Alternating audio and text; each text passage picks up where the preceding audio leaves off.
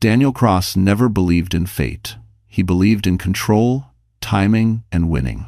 That was why, on a quiet Friday night, he chose the most expensive restaurant in Manhattan to celebrate his 8th wedding anniversary with Vanessa. Crystal lights reflected off the glass walls, soft piano music floated through the air, and everything looked exactly the way a successful man's life was supposed to look. Until his fork froze in midair.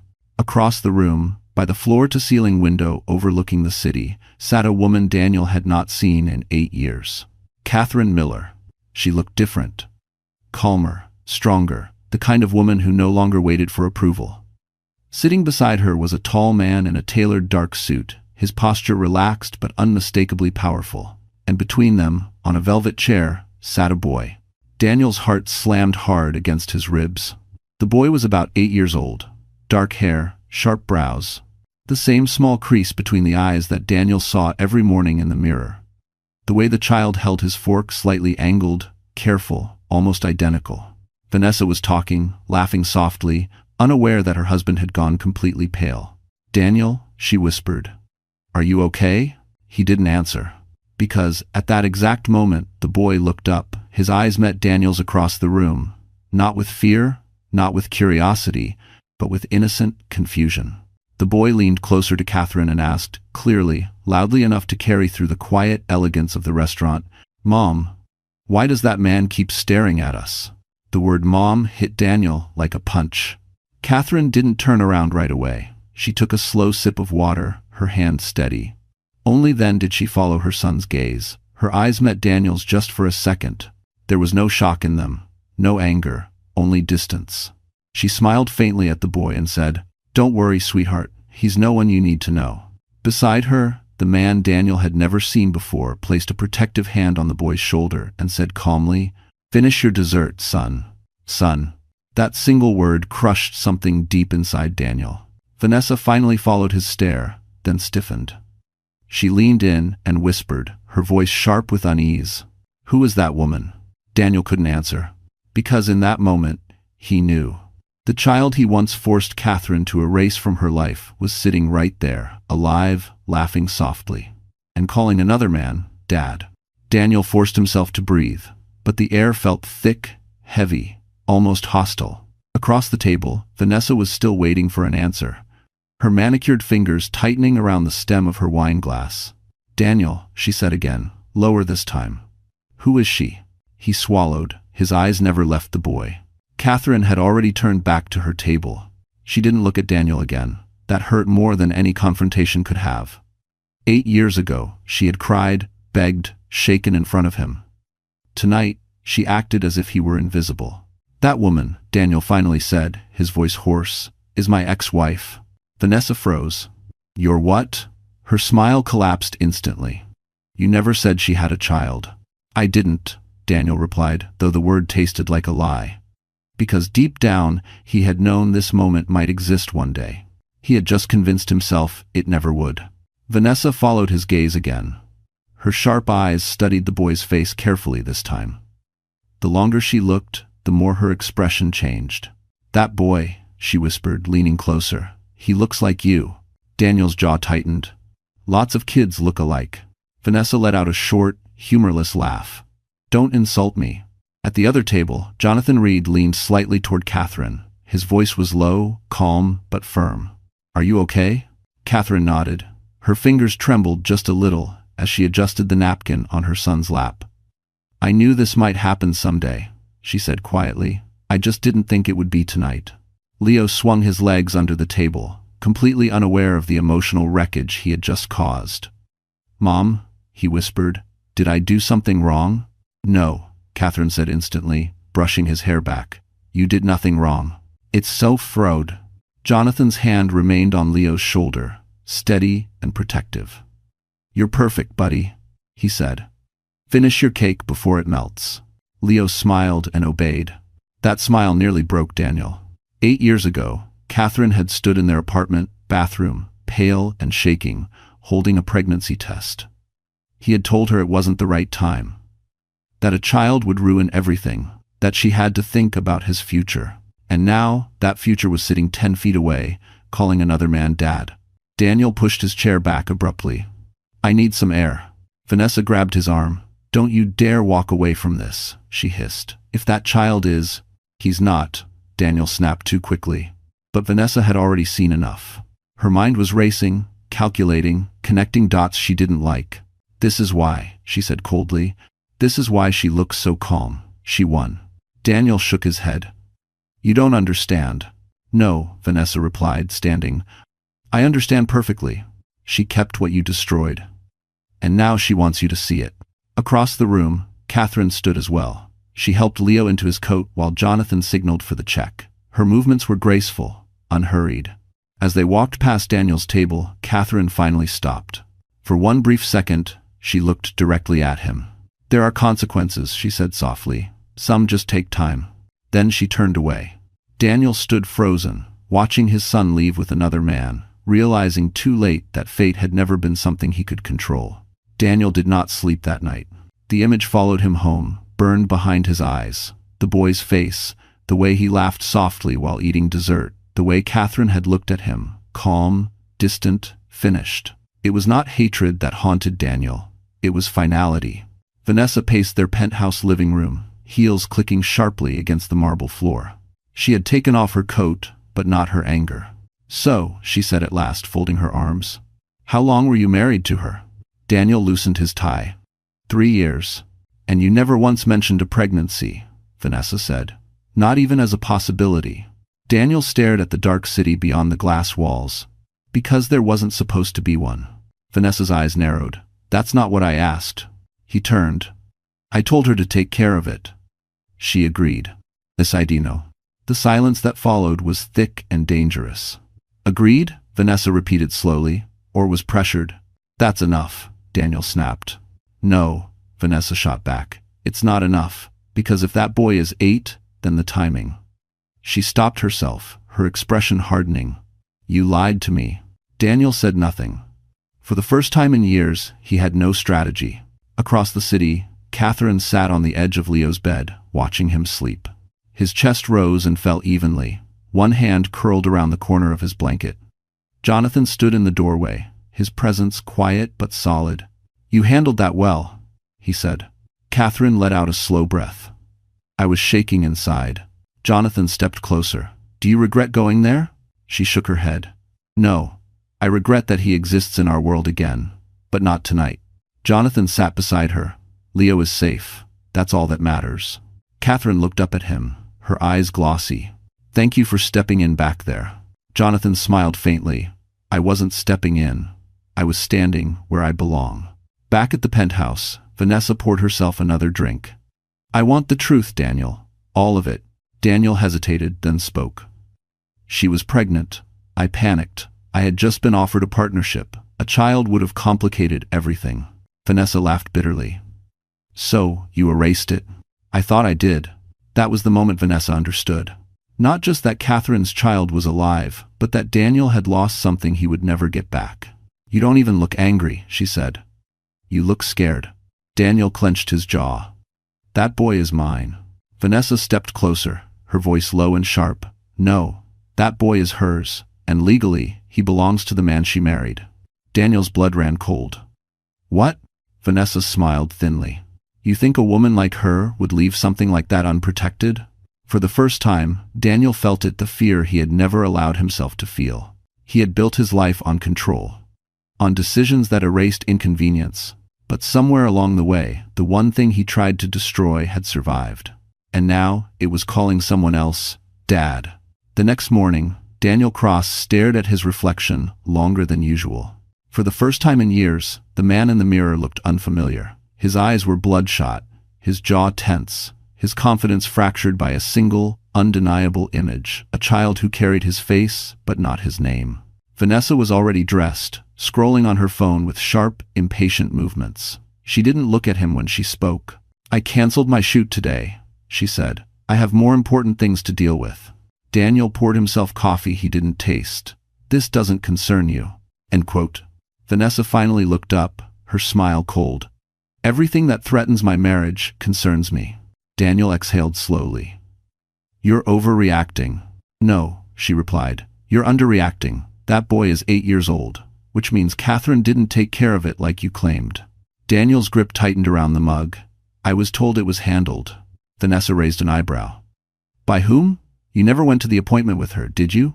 Silence. That silence was answer enough. Across town, Catherine walked Leo to school like any other morning. His backpack bounced against his shoulders as he talked excitedly about a science project. She smiled, responded, stayed present, but her mind was somewhere else. Jonathan noticed. They won't bother us, he said gently as they watched Leo join his classmates. I made sure of that. Catherine nodded, though worry lingered in her eyes. Daniel doesn't like losing control. Jonathan's voice was calm but firm. He doesn't have any. Back in the penthouse, Vanessa was already 3 steps ahead. I hired a private investigator, she said casually, as if discussing groceries. Not for her, for you. Daniel stiffened. You had no right? I had every right, Vanessa shot back. I needed to know who I married. She turned the phone toward him. On the screen was a timeline. Dates, locations, medical records. Daniel's heart pounded. 8 years ago, Vanessa continued. You paid for a procedure, yes. But the records show Catherine never completed it. She left the clinic. That's impossible, Daniel whispered. Vanessa leaned closer. What's impossible is that you believed everything would disappear just because you wanted it to. Daniel's world tilted. That night, he drove past Catherine's neighborhood without thinking. He parked across the street, watching lights turn on inside a warm, modest house. Through the window, he saw it. Jonathan helping Leo with homework. Catherine setting plates on the table. Laughter soft, real, unforced. A family. Daniel's chest tightened painfully. That life should have been his. At the same moment, inside the house, Catherine paused mid-step. She felt it, the weight of being watched. Jonathan followed her gaze to the window. His expression didn't change, but his hand found hers. If he crosses a line, he said quietly, I'll end this. Catherine swallowed. I don't want a war. Jonathan looked at her steadily. Neither do I. But he already started one 8 years ago. Outside, Daniel finally understood the truth he had spent years avoiding. The child lived. The mother survived. And the family he tried to erase had grown stronger without him. And this time, there would be consequences he couldn't buy his way out of. Daniel told himself he was only there to see the truth with his own eyes. That was the lie he repeated as he sat in his car across the street from Catherine's house for the second night in a row. He wasn't stalking. He wasn't desperate. He was a father trying to understand what had been stolen from him. But deep down, he knew the truth. He was a man who had lost control and couldn't accept it. Inside the house, dinner was ending. Daniel watched through the window as Jonathan cleared the table, while Catherine wiped Leo's hands with quiet care. The boy laughed at something Jonathan said, his head tilting back in a way that made Daniel's chest ache. That laugh should have echoed in Daniel's life. Without thinking, Daniel opened his car door. He told himself he would only walk closer. Just enough to hear them. Just enough to confirm what he already knew. Halfway across the street, his phone buzzed. Vanessa. He ignored it. Then another buzz. And another. Finally, he answered. Where are you? Vanessa demanded, her voice sharp with suspicion. Out, Daniel said shortly. Out where? She pressed. Because my investigator just sent me something interesting. Daniel stopped walking. What? He asked. Vanessa's voice dropped. Jonathan Reed didn't just marry her. He legally adopted that child 3 years ago. Daniel felt the ground shift beneath him. That's not possible, he said. I never signed anything. You didn't need to, Vanessa replied coldly. You erased yourself 8 years ago. The law didn't need your permission. Daniel's breath came faster. Adoption meant more than a last name. It meant finality. He's not yours anymore, Vanessa continued. And if you try to interfere, you'll lose everything you still have. Daniel hung up without responding. Across the street, the front door opened. Catherine stepped outside to take out the trash. The night air was cool, quiet. She froze when she saw him standing under the streetlight. Daniel, she said evenly, you shouldn't be here. I just want to talk, he said, his voice cracking despite himself. About him. Catherine's eyes hardened. You don't get to say that word. He's my son, Daniel insisted. No, she replied, stepping forward. You made sure he wouldn't be. Daniel reached out instinctively, but stopped when Jonathan appeared beside Catherine, placing himself firmly between them. "You need to leave," Jonathan said calmly. There was no threat in his voice. That made it worse. Daniel looked at him, fury and desperation colliding. "You think you won something?" Jonathan met his gaze. "I didn't win. I chose." That sentence cut deeper than any insult. Catherine's voice trembled, not with fear, but with resolve. "If you come near my child again, I will protect him with everything I have." Daniel looked past them, toward the warm light inside the house, where Leo's shadow moved across the wall. For the first time, Daniel understood something irreversible. This wasn't a story he could rewrite. And the moment he stepped back into the darkness, he realized the line he crossed tonight would cost him far more than he imagined. Daniel didn't go home after leaving Catherine's street. He drove aimlessly through the city, hands tight on the steering wheel, his mind spiraling around one brutal truth he could no longer deny. Leo was alive, growing, laughing, and legally belonged to another man. Every red light felt like an accusation. Every reflection in the glass buildings reminded him of the choices he had made 8 years ago, choices he had called necessary. His phone rang again. "Vanessa." This time, he answered. "You embarrassed yourself," she said without greeting. "Do you know how dangerous this is?" Daniel laughed bitterly. "Dangerous? I just found out I have a son." Vanessa's voice hardened. "No, you found out you lost one." Silence stretched between them. "I spoke to my lawyer," she continued. "If Catherine files a restraining order, your reputation won't survive it." A powerful investor stalking his ex-wife and her child? The headlines write themselves. Daniel closed his eyes. "What do you want?" "I want control," Vanessa replied bluntly. "And if that boy stays in your life, I won't have it." Daniel's stomach dropped. "Don't talk about him like that," Vanessa scoffed. "You're the one who erased him first." The line went dead. Across town, Catherine sat awake at the kitchen table long after Leo had fallen asleep. A single lamp cast soft light across the room. Jonathan stood by the counter, watching her quietly. "You okay?" he asked. She nodded, but tears slipped down her cheeks anyway. "I thought I was past this. I thought I was stronger." Jonathan crossed the room and knelt in front of her. "Strength isn't never hurting. It's choosing what matters when it does." Catherine wiped her face. "I'm scared he won't stop." Jonathan's expression turned serious. "Then we make sure he can't." The next morning, Daniel walked into his office to find tension thick in the air. Conversations stopped when he passed. His assistant avoided eye contact. "Daniel," his partner said, stepping into his office. "We need to talk." The door closed. "I just got off the phone with Reed Logistics," the partner continued. "They pulled out of the merger." Daniel's heart pounded. "What? Why?" "They didn't say." The man hesitated. "But the timing isn't great. There are concerns." Daniel knew exactly who was behind it. Jonathan Reed wasn't loud, he wasn't flashy, but he was precise.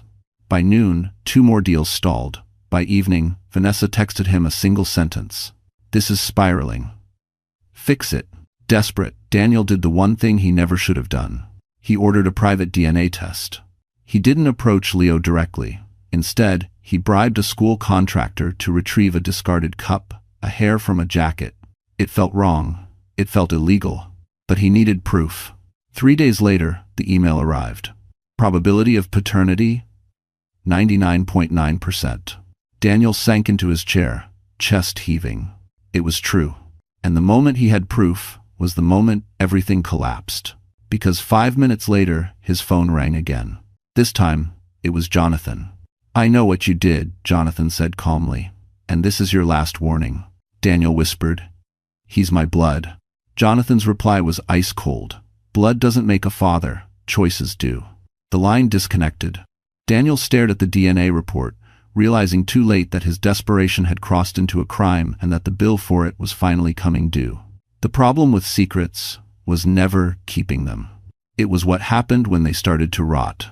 Daniel Cross learned that lesson the hard way. The DNA report burned a hole through his briefcase as he walked into his office the next morning. 99.9%. There was no room for denial anymore. Leo was his son, flesh of his flesh. And yet, every legal document in existence said the child belonged to Jonathan Reed. Daniel had never felt so powerless.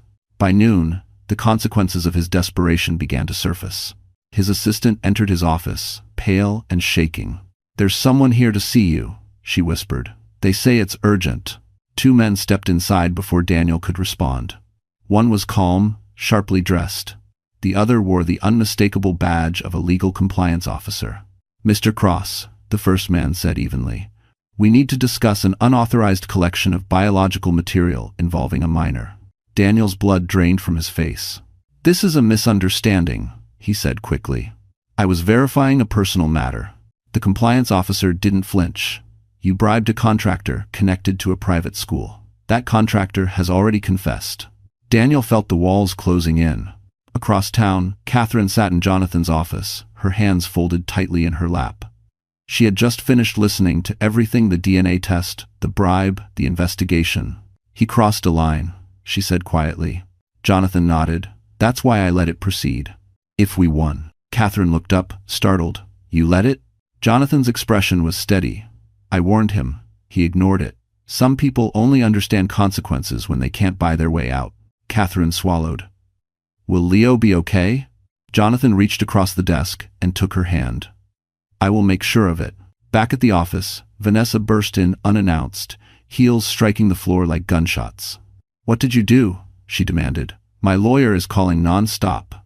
"If you not my," Daniel snapped, "this is your fault." Vanessa laughed sharply. "No, this is who you are. You destroy things, then panic when they don't stay destroyed." She stepped closer, lowering her voice. "Do you know what happens if this goes public? Investors will run.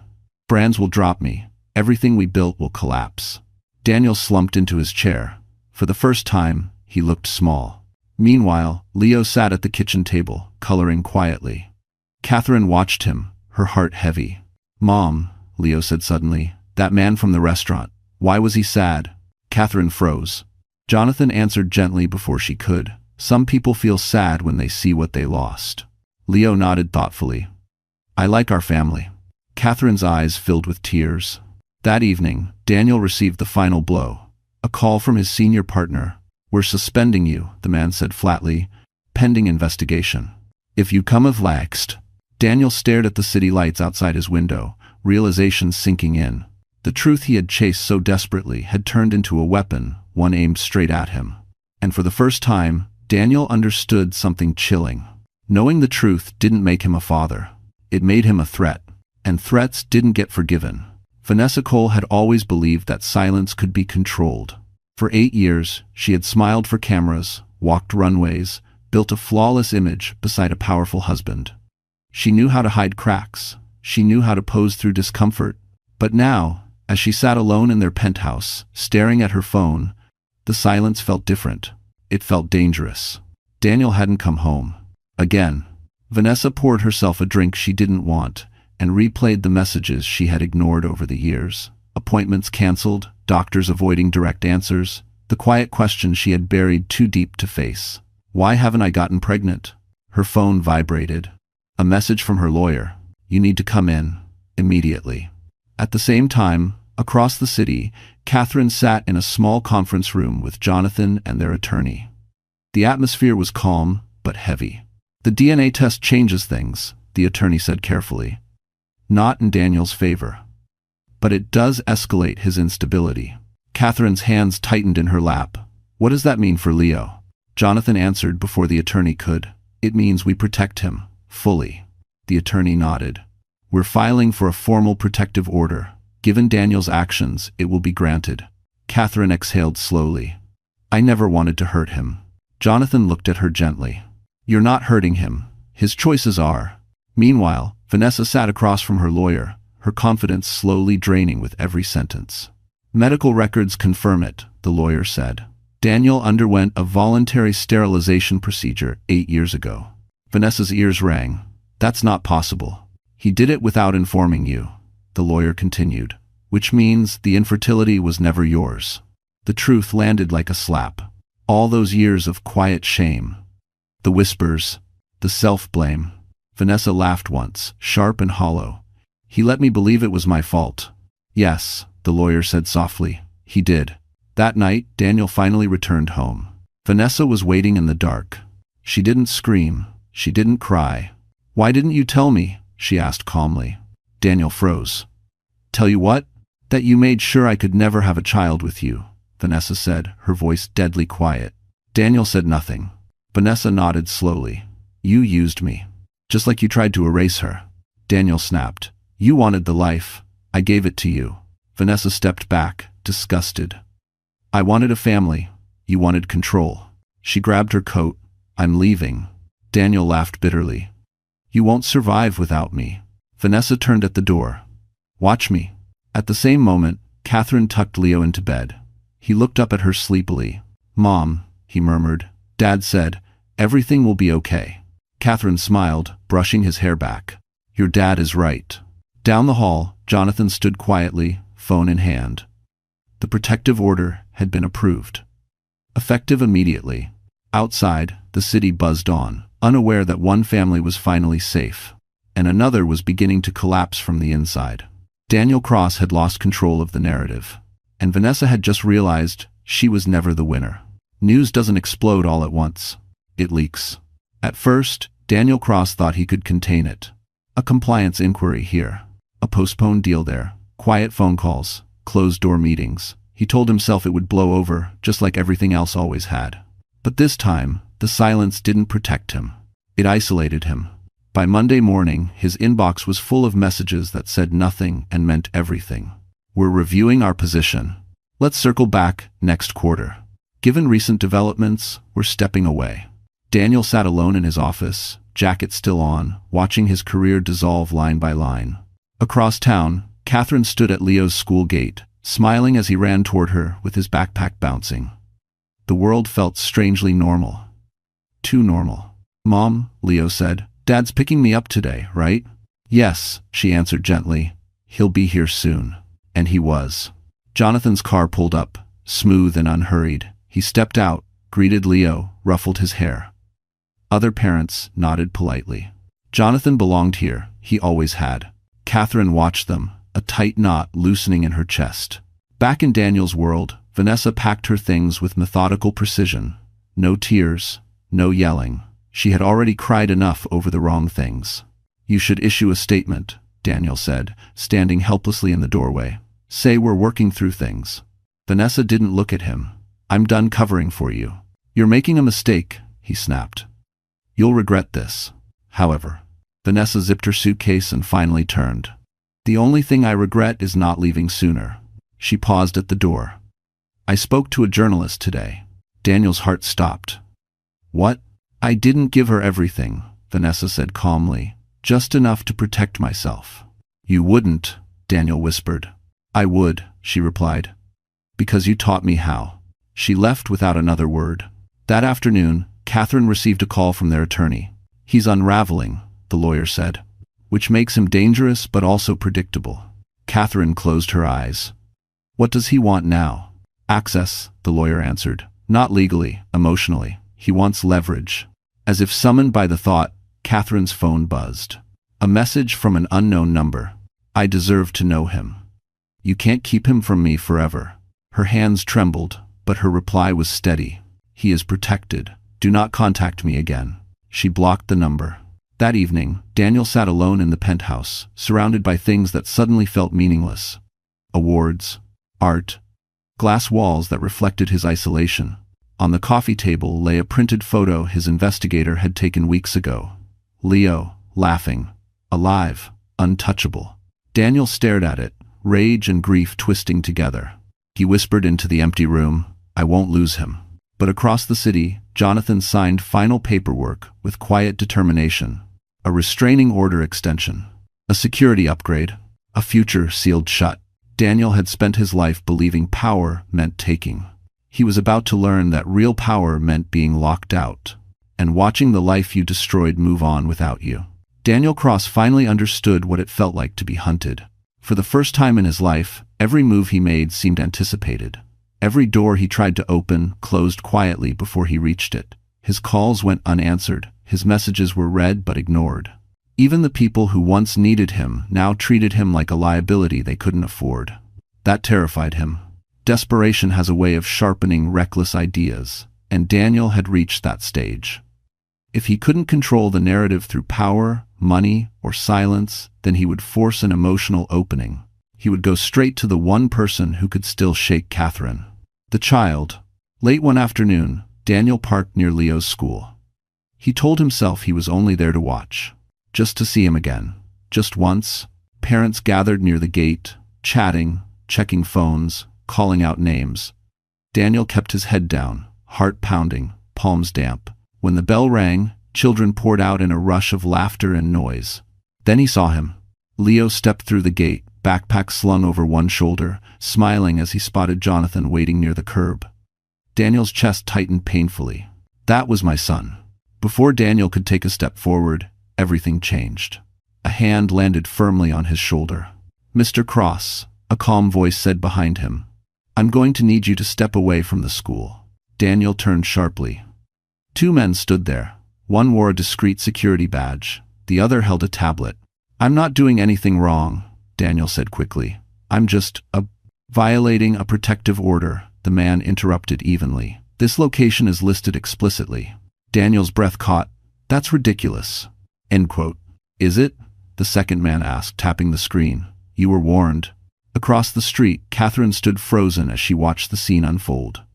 Jonathan had already placed himself in front of Leo, one arm protective, his face unreadable. "Mom?" Leo asked quietly. "Why is that man here?" Catherine swallowed hard. She forced herself to kneel and meet her son's eyes. "He made a mistake," she said gently. "And mistakes have consequences." Daniel struggled as security guided him back. "Catherine," he shouted, "you can't do this. He's my blood." Catherine stood slowly, her voice steady but carrying. "You gave up that right," she said, 8 years ago." The words hit harder than any court ruling ever could. Minutes later, police arrived. No sirens, no spectacle, just quiet efficiency.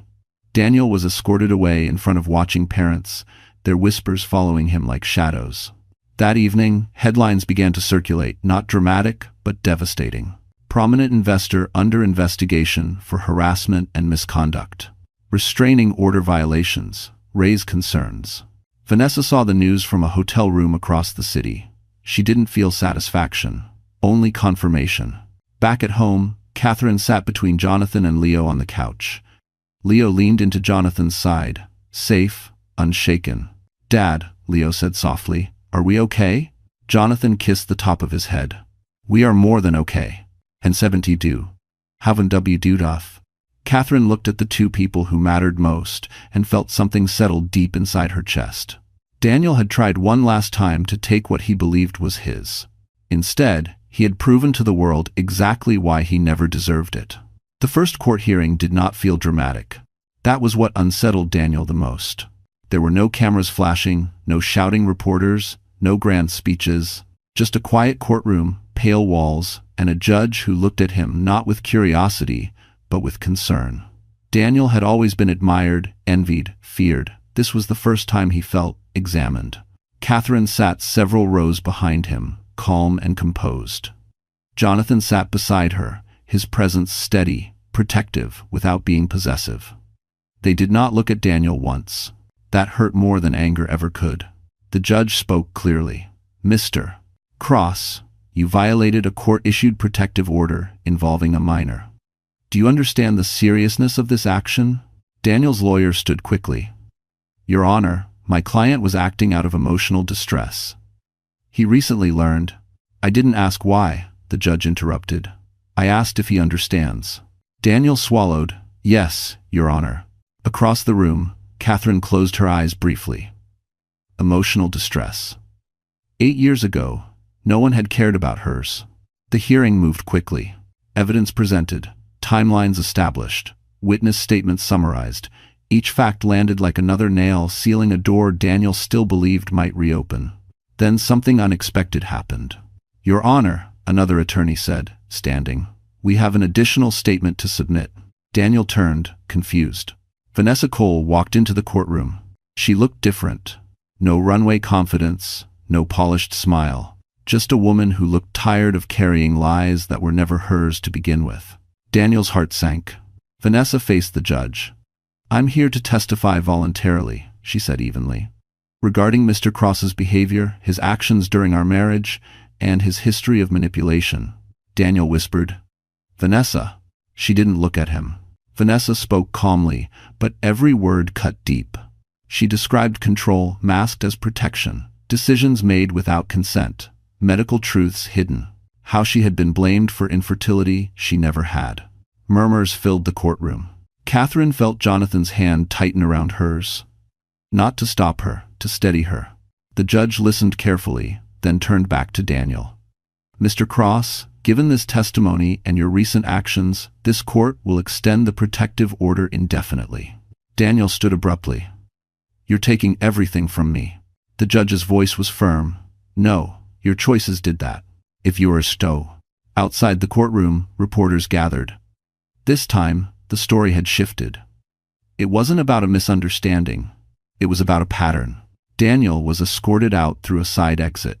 Catherine stepped into the sunlight, blinking. She expected to feel triumphant. Instead, she felt something quieter. Relief. Jonathan turned to her. "You okay?" She nodded. I think this is the end." Jonathan smiled softly. "No, this is the beginning." That night, Catherine tucked Leo into bed. He looked up at her, serious. "Mom," he asked, "bad things don't come back if you close the door, right?" She kissed his forehead. "Not if you lock it with the truth." Down the hall, Jonathan watched them, knowing something Daniel never would. Some doors close forever, and the people on the other side don't get to knock again. After the hearing, life did not suddenly become perfect. That was something Catherine understood deeply. Justice did not arrive like fireworks. It came quietly, in the form of uninterrupted mornings, steady routines, and the absence of fear. And for the first time in 8 years, silence no longer felt dangerous. The protective order changed everything. Daniel was no longer allowed within a certain distance of Catherine or Leo. His name stopped appearing in her inbox, on her phone, in the back of her mind. The tension that had lived in her shoulders for years began to ease. Little by little, at school, Leo laughed again without hesitation. He slept through the night. He stopped asking why grown-ups whispered.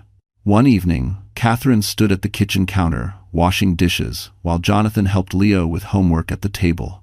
It was an ordinary scene, almost boring. And that was what made it beautiful. "Dad," Leo said, frowning at his paper, "is this answer right?" Jonathan leaned over, patient. "Let's look at it together," he thanked. Catherine paused, her hands still submerged in warm water. He said it so naturally now. "Dad." Later that night, after Leo was asleep, Catherine sat on the couch, staring at nothing in particular. Jonathan joined her, handing her a mug of tea. "You've been quiet," he said. She smiled faintly. "I was just thinking about how loud my life used to be." Jonathan sat beside her. "And now?" "Now it's calm," she replied. "And part of me is scared that calm won't last." As one-o. Jonathan reached for her hand. "It will, because we built it, not on lies, not on fear." Across the city, Daniel sat alone in a short-term apartment paid for by a lawyer who no longer returned his calls promptly. His accounts were frozen pending investigation. His name was toxic. The silence around him wasn't peaceful, it was suffocating. He replayed the hearing in his mind, especially Vanessa's testimony. He had always believed she needed him. Now he understood she had simply survived him. Daniel opened his laptop and searched Catherine's name. Nothing. No interviews, no statements, no public victory lap. She had erased him without making a sound. Back at home, Catherine opened a small box she had kept hidden for years. Inside was an old ultrasound photo, faded, folded, carried across states and seasons. She looked at it once more, then placed it gently back inside. She didn't need it anymore. Jonathan watched her from the doorway. "Ready to let that go?" She nodded. "I think I already have." That weekend, they took Leo to the park. He ran ahead, shouting, "Carefree." Jonathan wrapped an arm around Catherine's shoulders. "You know," he said quietly, "we never really celebrated becoming a family." Catherine looked up at him. "Do we need to?" Jonathan smiled. "I think we deserve to." In that moment, Catherine felt something settle deep inside her chest. Not excitement, not relief, but certainty. The storm had passed. And what remained wasn't just survival. It was a life she had earned. Catherine didn't notice the change at first. It wasn't dramatic. There were no sudden gestures or emotional speeches. It was simply the way Jonathan started paying attention to the small things again. The way she preferred her coffee slightly cooler, how she folded laundry by category, how she paused before answering questions that touched old wounds. He watched her more closely now. Not out of concern, but intention. One evening, after Leo had gone to bed, Jonathan asked casually, "Do you remember the first night we met?" Catherine smiled faintly. "You were late, and you apologized 3 times. Jonathan chuckled. "I was nervous." "You never look nervous," she teased. "That's because I don't let people see it," he replied. Then, more softly, "Except you." Catherine felt her chest tighten, not with fear, but with something warmer, something she hadn't allowed herself to feel in a long time. Across the city, Daniel watched the same moon from a narrow balcony, the city lights below feeling colder than ever. His lawyer had officially withdrawn that morning. Vanessa had blocked his number. Even his parents had stopped calling. For the first time, there was no one left to blame. Back in Catherine's world, Jonathan suggested a weekend away. Nothing extravagant, just a quiet coastal town, a place where Leo could play on the beach and fall asleep exhausted from happiness. They left early Saturday morning. Leo ran ahead the moment they arrived, shoes in hand, laughter carried by the wind. Catherine watched him, a smile tugging at her lips. Jonathan stood beside her. "He's grown so much." She nodded. "Sometimes I forget how fast." That evening, after Leo fell asleep in the hotel room, Jonathan asked Catherine to join him for a short walk along the shore. The beach was nearly empty, the sky painted in deep blues and soft golds. "Catherine," Jonathan said, stopping near the water's edge. She turned toward him. "I've never tried to fix you," he continued quietly. "I've never wanted to erase what you went through. I just wanted to stand beside you while you healed." Her eyes filled with tears. Jonathan took a breath. "I know we're already a family. I know papers don't define love. But I want the world to know what I know." He reached into his coat pocket. Catherine froze. Jonathan knelt in the sand, holding a simple ring, elegant, understated, chosen with care. "Will you marry me?" he asked. "Not because you need safety, not because you owe me anything, but because you choose me." "Every day." Catherine covered her mouth, tears slipping free. "Yes," she whispered. "Yes." Jonathan stood, pulling her into his arms as the waves rolled in behind them. Miles away, Daniel stared at an engagement announcement on his phone. A mutual acquaintance, a single photo. Catherine smiling, Jonathan beside her, Leo between them. A family. Daniel closed his eyes. This time, the loss was complete. On the beach, Catherine rested her head against Jonathan's chest, the sound of his heartbeat steady and real. For the first time, her future felt light.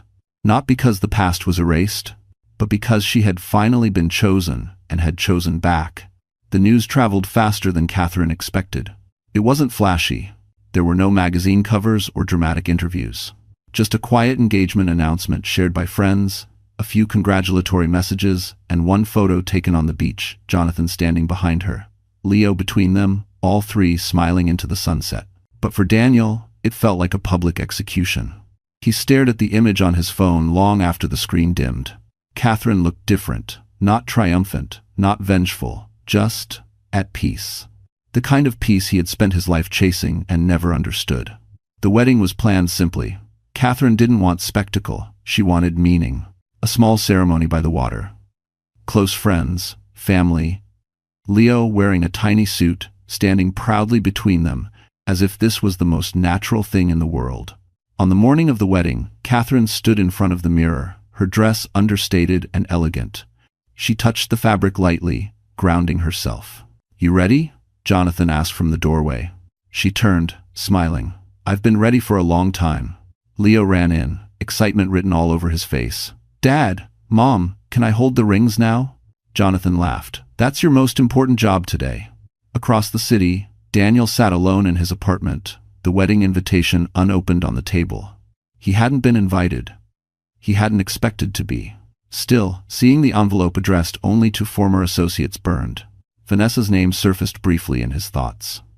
She was gone now, new city, new life, interviews where she spoke carefully about learning to choose herself.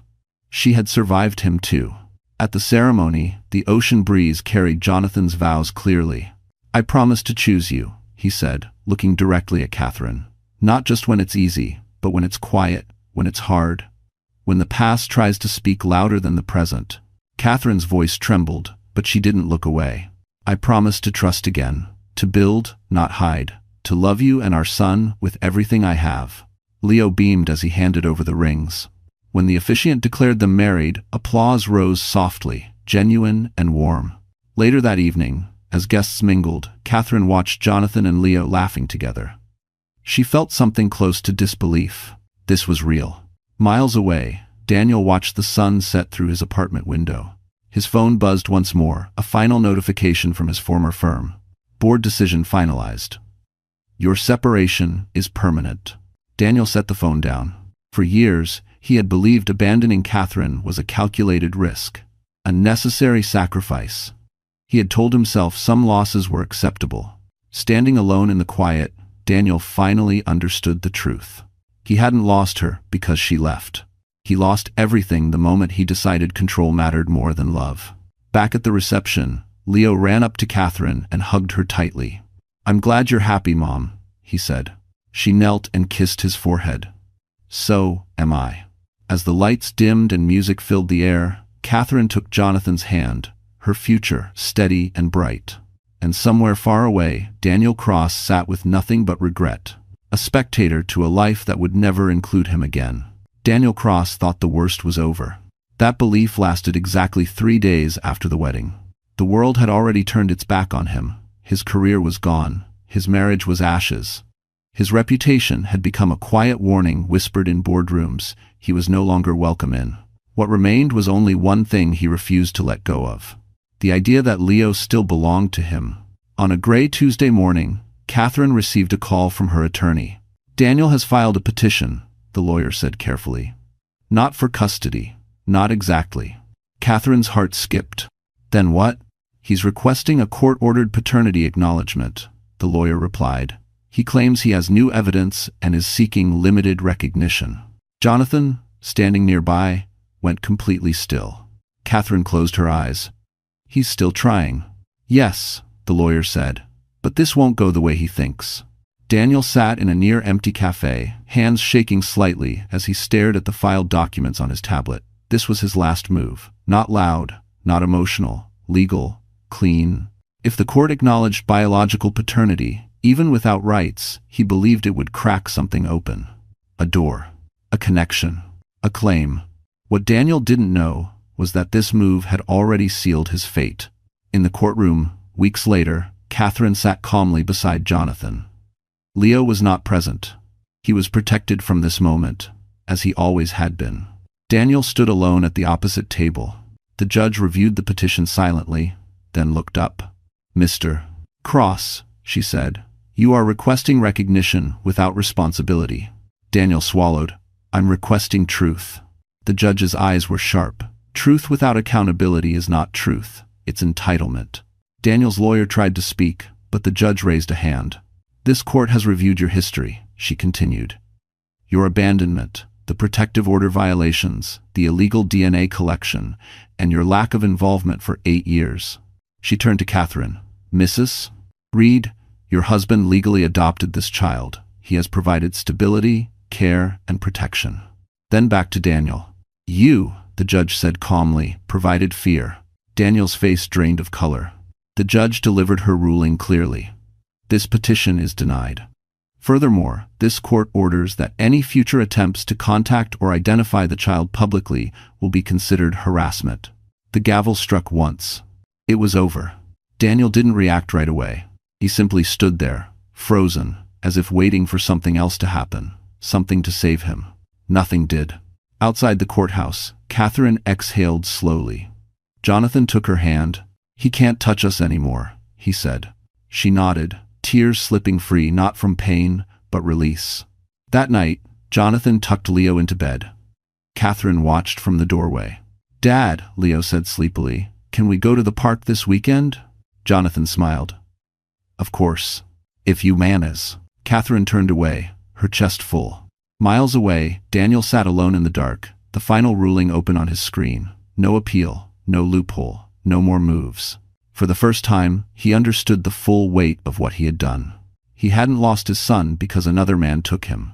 He lost him because he chose power over love, and love never came back. Time did not heal Daniel Cross. It clarified his punishment. Months passed after the court's final decision, but nothing softened the edges of his loss. The world moved on with quiet efficiency, and Daniel was left standing still, watching from the outside. His name no longer opened doors. His face no longer belonged in the rooms where power gathered. Even old acquaintances crossed the street to avoid uncomfortable conversations. He had become a reminder, and no one liked reminders. One afternoon, Daniel found himself walking past a familiar park. He hadn't planned it. His feet simply carried him there, guided by memory instead of reason. He stopped at the edge of the iron fence, hands in his coat pockets, watching families move through the late sunlight. Then he saw them. Catherine sat on a bench beneath a tree, sunglasses perched on her head, laughing softly. Jonathan stood nearby, pushing Leo on a swing. Leo's laughter rang out free, unguarded, full. "Higher, Dad," Leo called. Jonathan laughed. "Hold on tight. He's Fred's." Daniel's chest tightened, painfully. "Dad." Not once did Leo look around for anyone else. Not once did his eyes search for something missing. He was whole, complete, loved. Daniel stepped back instinctively, hiding behind the trunk of a tree, ashamed of his own presence. He knew the protective order's boundaries by heart now. He stayed well beyond them. He had learned, finally, how to obey. Catherine noticed Jonathan watching Leo and smiled. She leaned into him easily, naturally, like a woman who no longer carried fear in her body. "You okay?" Jonathan asked. She nodded. "Just thinking how fast he's growing." Jonathan squeezed her hand. "We're doing good." She smiled. "We really are." That single sentence destroyed Daniel more than any courtroom ruling ever had. Because it confirmed what he could no longer deny. They didn't need him. They never would. That night, Daniel returned to his empty apartment. The silence pressed in from every corner. No laughter, no questions, no future plans scribbled on calendars. Just the echo of decisions he could never undo.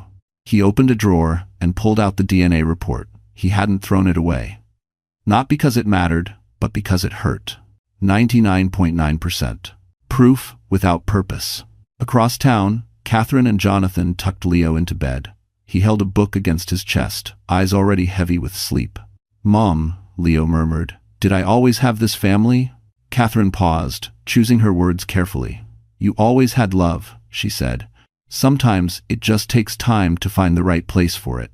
Leo smiled sleepily. "I like where it ended up." Jonathan kissed his forehead. "Me too."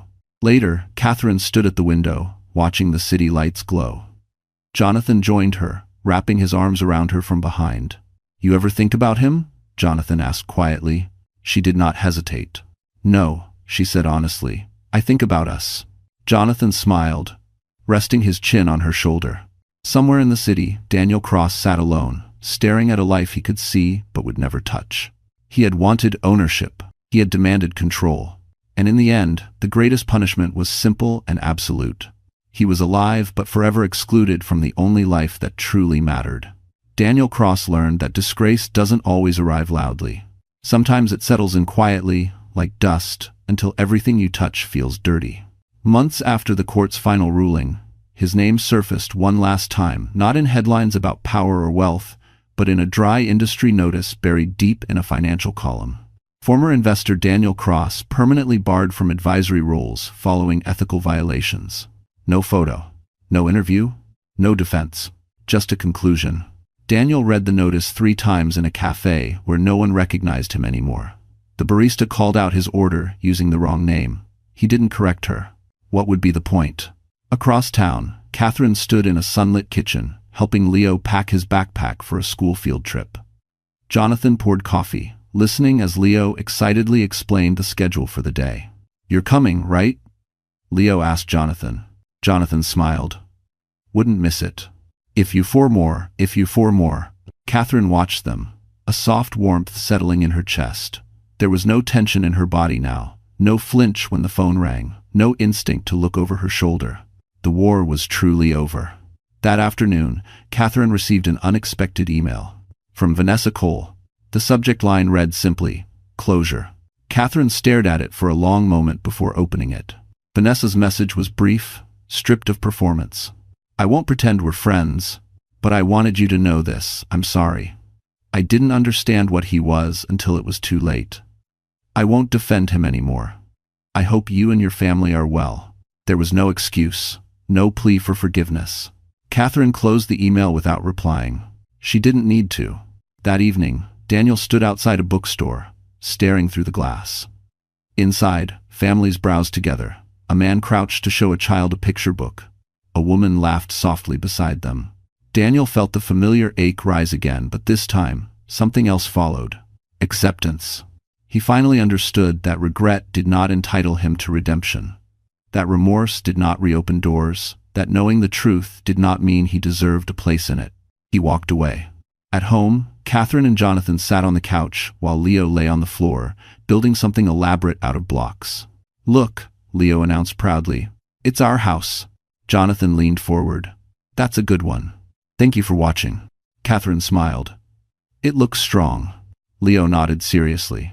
"Because it has everyone." That night, after Leo fell asleep, Catherine stood in front of the mirror, adjusting her wedding ring. She remembered the woman she had been 8 years ago, small, frightened, convinced she had lost everything. She hadn't. She had lost a man who didn't deserve her, and gained a life that did. Somewhere in the city, Daniel Cross turned off his phone for the last time. No one called. And that, finally, was his sentence. Years later, Daniel Cross became a name people barely remembered. That was the cruelest part. Not the lawsuits, not the financial collapse, not even the isolation. It was the quiet erasure, the way the world simply adjusted without him, as if he had never mattered as much as he believed. One rainy afternoon, Daniel sat in a small public library, scrolling through old articles on a cracked tablet. His own name appeared only in archived footnotes now, referenced briefly in stories about ethics reform and corporate cautionary tales. Former investor Daniel Cross? Always former, never present. Across the city, Catherine stood in the audience of a school auditorium, clapping as Leo stepped onto the stage for his first public presentation. He wore a navy blazer that Jonathan had helped him button that morning. He stood tall, confident, unafraid. Jonathan watched from the aisle, phone raised to record, his eyes shining with pride. Leo spoke clearly. "My project is about family. Family isn't just who you're born from, it's who shows up." The applause was immediate. Catherine pressed her fingers to her lips, overwhelmed. She didn't cry. She smiled. This was the future she had fought for without ever raising her voice. Later that night, Jonathan framed a photo from the presentation and placed it on the mantel. Leo pointed at it proudly. "That's my legacy," he said. Jonathan laughed. "You're just getting started." Meanwhile, Daniel sat alone in a rented room that smelled faintly of mildew and old paper. His phone buzzed once, a notification from a legal database confirming the final closure of his remaining appeals. No next steps. No reconsideration. Daniel stared at the screen for a long time, then powered the phone off. He walked to the window and looked down at the street below. People passed by, laughing, arguing, living. None of them noticed him. None of them needed to. For the first time, Daniel allowed himself to feel the full weight of what he had lost. Not just a child, but the chance to be remembered by one. Legacy, he realized too late, wasn't built with money or control. It was built with presence. And he had chosen absence. Across town, Catherine and Jonathan sat at the kitchen table, helping Leo plan a family trip. Maps were spread out, ideas bouncing between them. "Can we go somewhere with mountains?" Leo asked. Jonathan nodded. "Absolutely." Catherine smiled. "And lakes." Leo grinned. "And s'mores." That night, Catherine lay in bed beside Jonathan, listening to the steady rhythm of his breathing. She thought briefly of the man she once loved, the man who had tried to erase her and her child. She felt nothing. No anger, no satisfaction, no bitterness, only distance. Somewhere in the city, Daniel Cross turned off the lights and lay down alone, surrounded by the echoes of choices no apology could fix. He had wanted a legacy. Instead, he left behind a lesson. And the world moved on. The invitation arrived on thick, cream-colored paper. Catherine held it for a moment before opening it, already knowing what it was. Jonathan watched her from across the kitchen table, Leo beside him, focused on building something out of paper and tape. "What is it?" Jonathan asked gently. "A charity gala," Catherine said, reading the card. "Children's Health Initiative. They're honoring donors and families who helped build the new wing." Jonathan smiled. "That's you." Catherine hesitated. "Daniel's name will probably be there. On some old donor wall." Jonathan reached for her hand. "Do you want to go?" She thought about it carefully, not with fear, with honesty. "Yes," she said finally, "I do." Eat. The gala was held in a grand hall overlooking the river, lights reflecting softly against tall glass windows. Guests moved through the room in elegant clothes, laughter and quiet conversations blending into a low hum. Catherine walked in holding Jonathan's arm, Leo between them in a neat suit, his hair carefully combed. They belonged. Near the entrance stood a long digital display honoring past contributors. Names scrolled slowly, some active, some marked former. Catherine didn't stop walking. But Jonathan glanced over. Daniel Cross's name appeared briefly. Former contributor. They passed without comment. Inside the hall, Catherine was greeted warmly. Former colleagues, doctors, board members. People who knew her not as someone's ex-wife, but as a woman who had built something meaningful. Leo tugged at her sleeve. "Mom, there's my picture. It's Iretian." On one wall was a photo from the school presentation, Leo standing proudly with his project, Jonathan and Catherine smiling behind him. "That's you," Catherine said softly.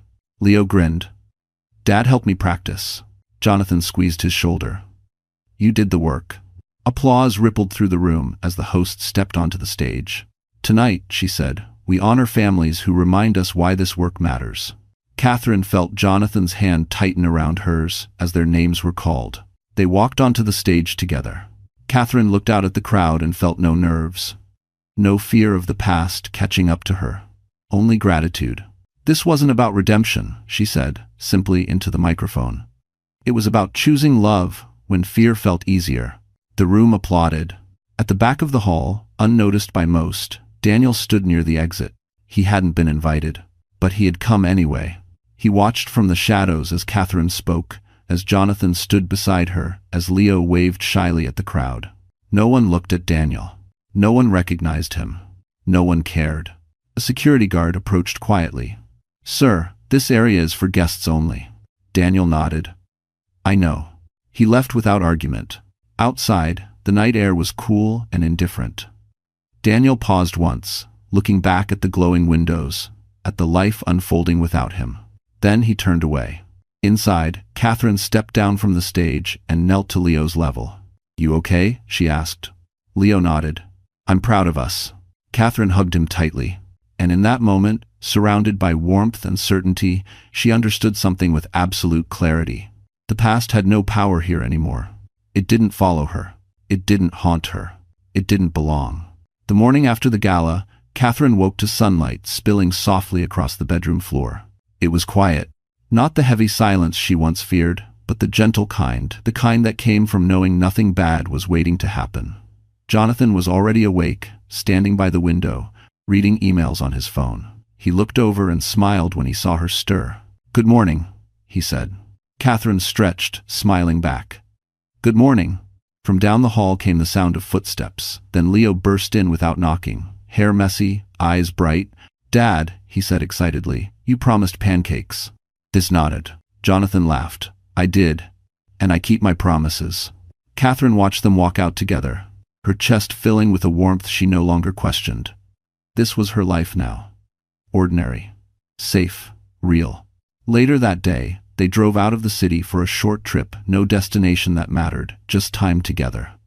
Leo sat in the back seat, humming to himself, flipping through a book about space. "Mom," he asked suddenly, "do you think people get what they deserve?" Catherine glanced at Jonathan, then back at her son. "I think," she said carefully, "people get what they choose to build." Leo considered this, then nodded. "I like what we built." Jonathan reached back and squeezed Leo's knee. "Me too, buddy." Miles away, in a part of the city that no longer intersected with their lives, Daniel Cross packed the last of his belongings into a small suitcase. There was no one helping him, no one waiting. His phone stayed dark on the table. He paused once, holding an old photograph he had kept for too long, an image of a life that never existed. He set it down, finally understanding that some doors didn't close out of cruelty, but necessity. He left the apartment key on the counter and walked out without looking back. Back at home, Catherine stood in the kitchen that evening, watching Jonathan and Leo work together on a school project. They argued lightly, laughed, compromised. It was messy. It was imperfect. It was family. Jonathan caught her watching and smiled. "You okay over there?" Catherine nodded, emotion thick in her throat. "I just realized something." "What?" She walked over, resting her hand on Leo's shoulder, her other on Jonathan's arm. "I didn't lose anything back then. I was redirected." Jonathan looked at her, eyes soft. "To where you belonged. To 7. To 7. To 7. That night, after Leo fell asleep, Catherine stepped outside onto the porch.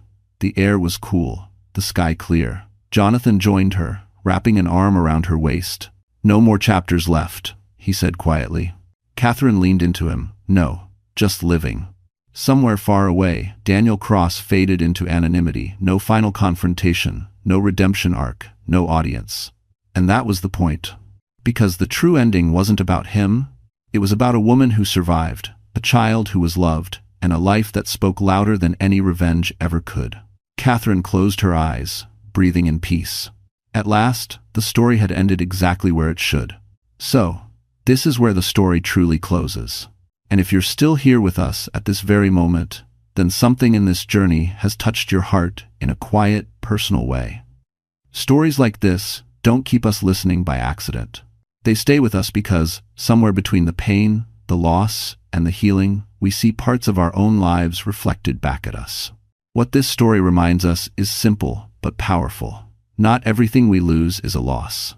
Sometimes, what feels like the most brutal ending is actually life redirecting us to something healthier, safer, and more honest. As the Stoic philosopher Marcus Aurelius once said, "The impediment to action advances action. What stands in the way becomes the way." Catherine didn't win by revenge. She healed by choosing dignity, truth, and peace. And in doing so, she built a life that no one could take from her. If you're going through something painful right now, remember this. Healing doesn't mean forgetting. It means learning who no longer gets access to your heart. You don't need to prove anything to anyone. Living well is already the loudest answer. If this story resonated with you, please take a moment to like, share, and subscribe to the channel. It helps us reach more hearts like yours. Thank you for staying until the end, and remember, your story isn't over yet.